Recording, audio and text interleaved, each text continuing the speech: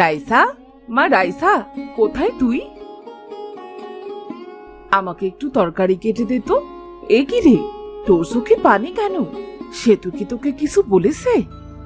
না মা, চোখে কি যেন পড়েছে একটা, আর তাই চোখ দিয়ে পানি পড়ছে। এখনো মিথ্যাটাও ভালোভাবে বলতে শিখলি না। কাঁদিস না, দেখবি একদিন সব ঠিক হয়ে যাবে। এখন আয় তো, আমায় একটু কাজে সাহায্য কর। ঠিক আছে মা।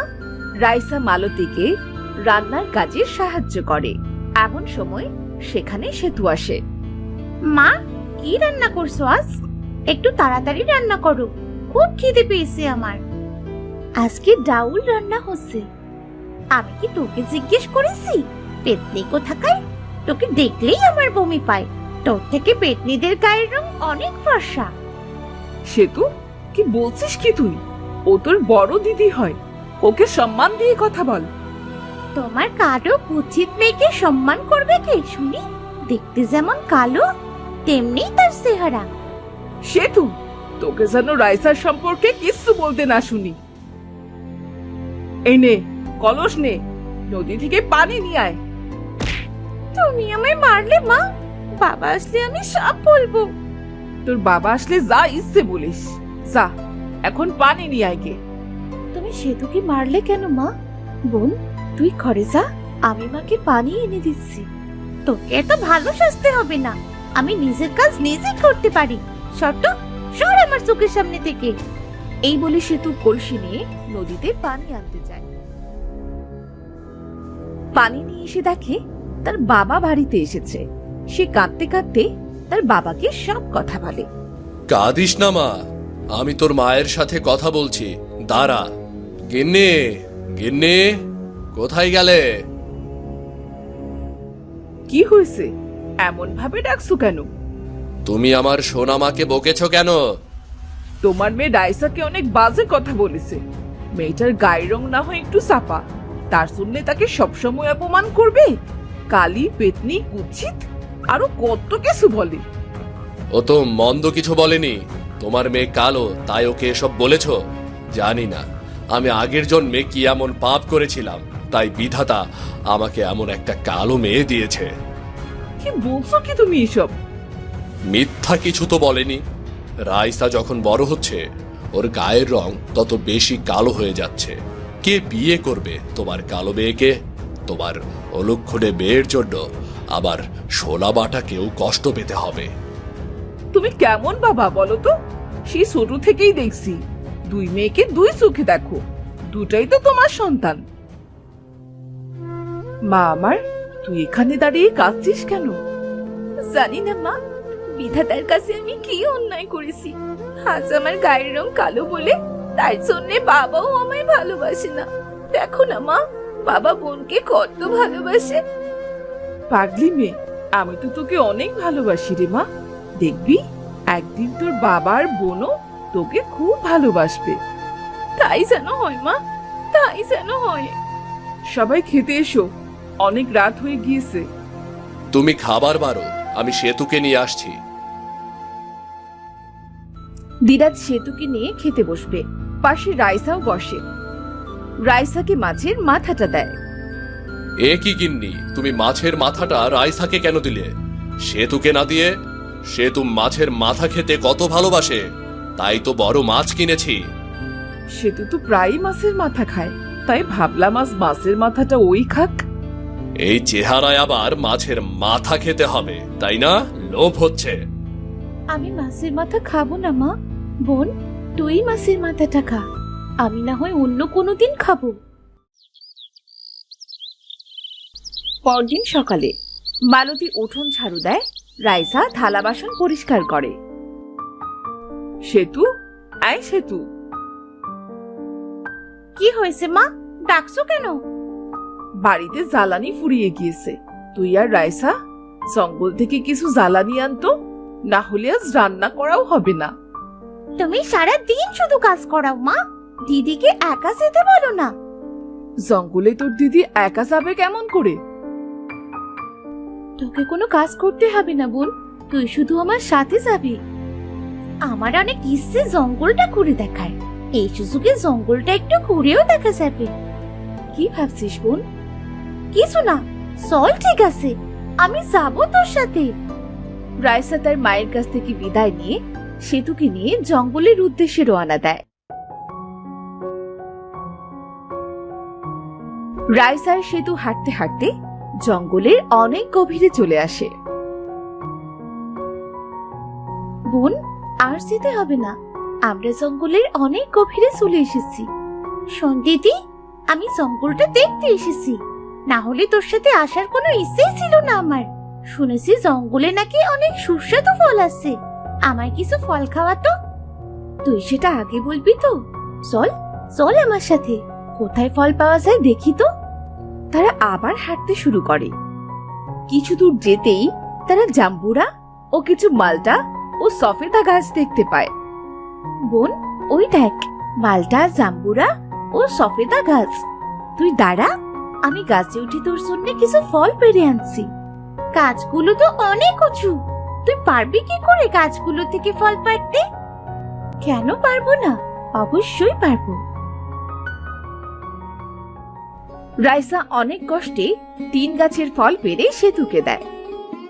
কিছু জ্বালানি নিয়ে বাড়িতে চলে যাই চল, না হলে মা আবার চিন্তা করবে। ঠিক আছে চল। রাইসা জ্বালানি খুঁজতে থাকে আর সেতু ফল খেতে থাকে। হঠাৎ তাদের সামনে একটা বাঘ চলে আসে। দিদি, দিদি, বাঘ! বাসা, বাসা দিদি, শেষমেশ আবার বাঘের পেটে না যেতে হয় আমাকে। শান্ত হ, শান্ত হ বোন, আমি তো বেঁচে আছি। আমি বেঁচে থাকতে তোর কিছু হতে দেব না। ভয় পেও না তোমরা, আমি তোমাদের কোনো ক্ষতি করব না। তোমরা আমায় একটু সাহায্য করবে? ওমা, বাঘ দেখছি কথা বলছে। আমি বাঘ নই, আমি পরী রানী।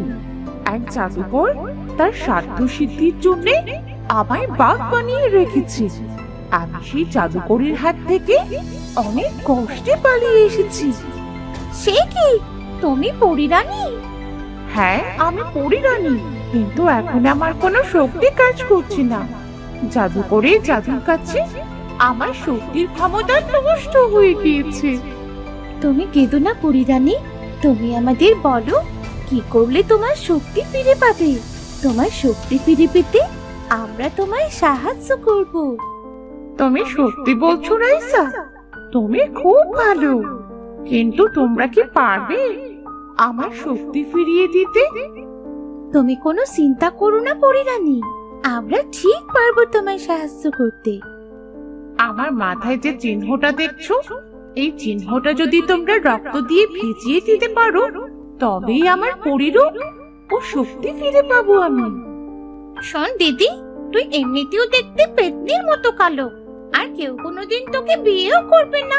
তুই বরং রক্ত দে, আমি এত তাড়াতাড়ি আমার জীবনটা শেষ করতে চাচ্ছি না। আমার গায়ের রং কালো, আমি দেখতে অসুন্দর, আর তার জন্যে আমার বাবাও আমায় সহ্য করতে পারে না। এই জীবন রাখার কোনো ইচ্ছেও আমার নেই। পরী রানীকে পরিরূপ দেবার জন্যে যদি আমার মৃত্যু হয়, তবে আমি তাতেই খুব খুশি। রাইসা একটা ছুরি দিয়ে নিজের হাত কেটে পরী রানীর মাথায় থাকা সেই চিহ্নে রক্ত দেয়। আর এক সময় রাইসা জ্ঞান হারায়। পরী রানীও পরীর রূপ ফিরে পায়। আমি আবার পরীর রূপ ফিরে পেয়েছি, আর এটা সম্ভব হয়েছে শুধু রাইসার জন্যে। আগে রাইসার জ্ঞান ফেরাতে হবে। পরী রানী তার জাদু দিয়ে রাইসার জ্ঞান ফেরায়। আমি সুস্থ হয়ে গিয়েছি। তুমি অনেক ভালো রাইসা, তুমি আমায় নতুন জীবন দিয়েছো। এই গাছটা তোমায় উপহার দিলাম। এটা কোনো সাধারণ গাছ নয়, এটা হলো ইলিশ মাছের গাছ। এই গাছে যে ইলিশ মাছ ধরবে সেটা তুমি খাবে। দেখবে তুমি অনেক সুন্দর হয়ে যাবে, আর কেউ তোমায় অপমানও করতে পারবে না। পরী রানী, তুমি কি শুধু দিদিকেই ইলিশ মাছের গাছ দেবে? আমিও তো আরো সুন্দর হতে চাই, আমাকেও একটা গাছ দাও। ঠিক আছে, এই ইলিশ মাছের গাছটা তোমাদের 2 বোনের। এই গাছে 3টি ইলিশ মাছ ধরবে, নীল, সবুজ আর বেগুনি ইলিশ। তোমরা 2 বোন বেগুনি ইলিশ মাছ ভাগ করে খাবে, বাকি 2টো খাবে না। ঠিক আছে পরী রানী, আপনাকে অনেক ধন্যবাদ। আমি এখন আসি তাহলে, প্রয়োজন পড়লে আবার স্মরণ করো। আর একটা কথা, বেশি লোভ করো না জানো, পরে কিন্তু পস্তাতে হবে। এই বলে পরিরানী সেখান থেকে চলে যায়। রাইসা ও সেতু কিছু জ্বালানি ও পরিরানীর দেওয়া ইলিশ মাছের গাছ নিয়ে বাড়িতে চলে আসে আর মালতীকে সব কথা খুলে বলে। সত্যি বলছিস তুই মা? তাহলে গাছটা তাড়াতাড়ি লাগিয়ে দে। ইলিশ মাছের গাছটা কি তোমার বড় মেয়ের একার নাকি? পরিরানী আমাদের দুজনকে ইলিশ মাছ খেতে বলেছে। আমি আরো সুন্দর হব, আর তোমার পেতনি মেয়ে আমার উপরে উঠতেই পারবে না। চুপ কর তুই, সবকিছুতেই তুই মেয়েটাকে কথা শোনাস। থাক মা, আমি গাছটা লাগিয়ে দিচ্ছি। তুই একা লাগাবি মানে? তুই একা ইলিশ মাছের গাছ লাগিয়ে আমার চেয়ে সুন্দর হতে চাস? বল, সেটা হবে না। আমরা দুজনই গাছ লাগাবো। ঠিক আছে বোন। এরপর রাইসা আর সেতু মিলে ইলিশ মাছের গাছটা লাগায়।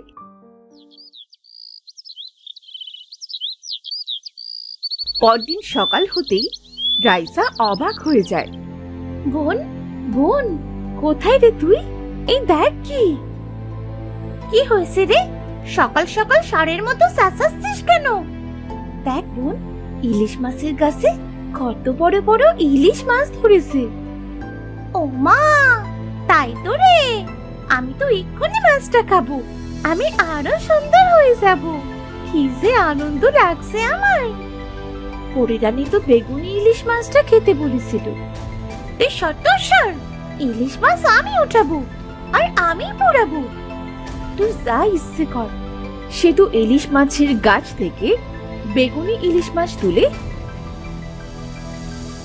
সেটা পুরায়। মাছটা আমার কাছে দে, তো বোনকে সমান ভাগ করে দিচ্ছি দে। কেন?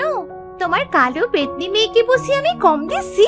তোমার যখন সন্দেহ হচ্ছে তখন নাও, ভাগ করে দাও। মালতী দুই বোনকে ইলিশ মাছ সমান ভাগ করে দেয়। সেতু ও রাইসা ইলিশ মাছ খাওয়ার সাথে সাথে খুব সুন্দর হয়ে যায়। দিদি, তুই তো সত্যি খুব সুন্দর হয়ে গেছিস রে। তুইও তো আগে সে অনেক বেশি সুন্দর হয়ে গেছিস। বাহ, আমার সেতুকে কত সুন্দর দেখা যাচ্ছে। রাইসাও সুন্দর হয়েছে, তবে সেতুর মতো নয়। দেখেছো মা, বলেছিলাম না তোমার পেতনি মেয়ে আমার সাথে পারবে না। এই, তুমি কেমন বাবা? যে মেয়েকে সহ্য করতে পারো না? যে সুন্দর তাকে বুঝি বেশি ভালোবাসে বাবারা? তুমি একটু বেশি কথা বলো। খেতে দাও, আমাকে মাঠে যেতে হবে। তুমি বসো, আমি খেতে দিচ্ছি। মালতী সবাইকে খাবার দেয়। অন্যদিকে সেতুর মনে আরো বেশি সুন্দর হওয়ার লোভ জাগে।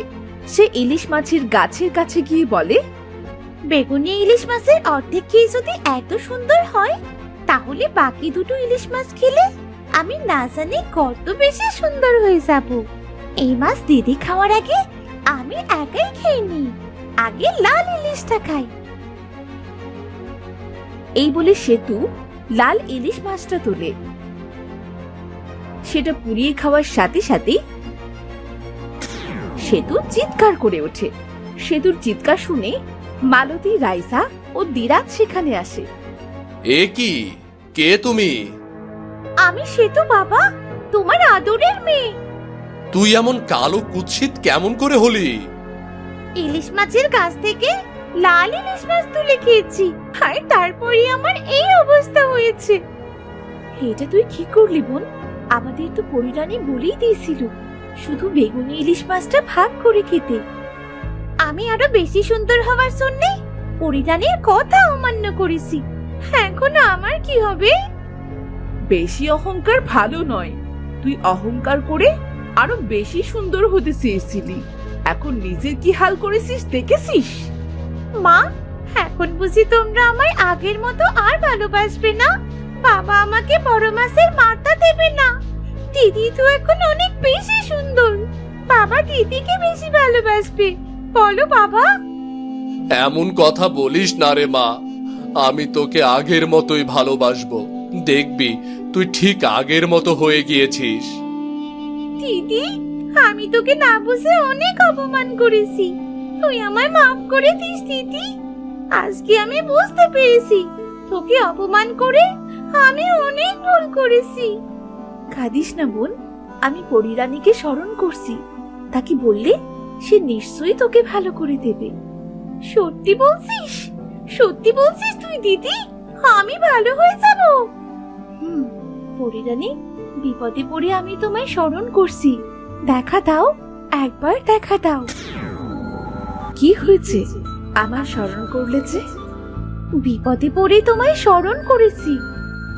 আমি তো তোমাদের নিষেধ করেছিলাম বাকি দুটো ইলিশ মাছ না খেতে। এটা ওর লোভের শাস্তি, সে তো আর কখনো ঠিক হবে না। এমনটা বলবেন না, আমার বোন নিজের ভুল বুঝতে পেরেছে। ওকে ভালো করে দিন পরিরানী। সত্যি আমি লোভ করেছি, নিজের চেহারা নিয়ে আমি সব সময় অহংকার করেছি। আজ আমি নিজের ভুল বুঝতে পেরেছি।